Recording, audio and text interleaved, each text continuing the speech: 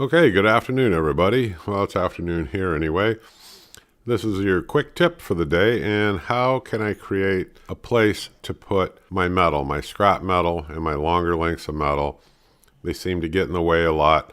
I had that same problem here. I'm going to show you what I did, what my solution was. And of course, there's probably a dozen different ways that you can come up with in your own mind on how you want to store it. Let me just show you real quick and easily how I do it. And it's something you can do very quickly. It's very handy. Give me one sec. Let me throw up some pictures.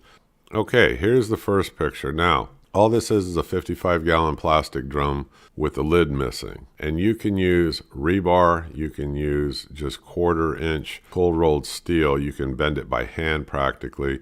You can create the loop that goes around it.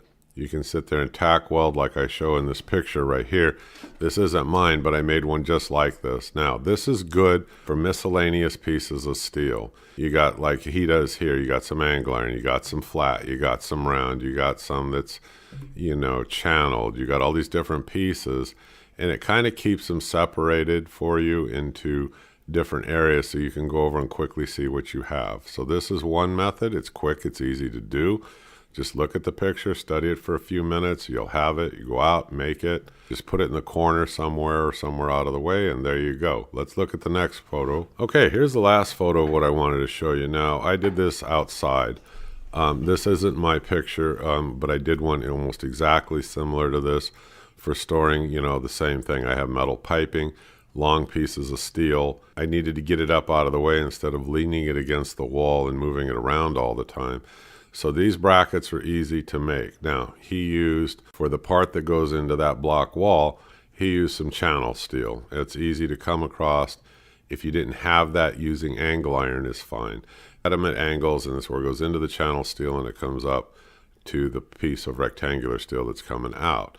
Then he welded a little vertical on the very top. It keeps the round pieces from rolling off and dropping, on you or the floor or something. And then he made a small one below it, okay, which was a good idea, because sometimes you have those lengths that they're not quite like, 6, 8, 10 feet long.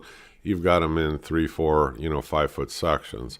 So having a small one right underneath of it is a good idea because you're utilizing a space that you probably wouldn't utilize for anything else. He just made a series of these and put them up on the wall. This is a good idea. This is how I did mine. It keeps things neat, organized, keeps it up out of the way, and just do it on a wall or something, above a workbench or, whatever's handy for you. But this is your quick tip of the day. Gives you some thought here. You don't have to make it out of tube steel. You could make this whole thing out of angle iron. You get thrift stores everywhere else that are ready to discard it. I pick them up cheap, bring them home. I cut them up into long lengths. I store them, and then I use them for a lot of these simple projects. They don't have to be pretty. They just have to be functional, okay? You can design these, however you want to your own specifications. So quick tip of the day. I hope you enjoy the video and continue to watch, and don't forget to click subscribe. You folks have a good day. Thank you. Bye-bye.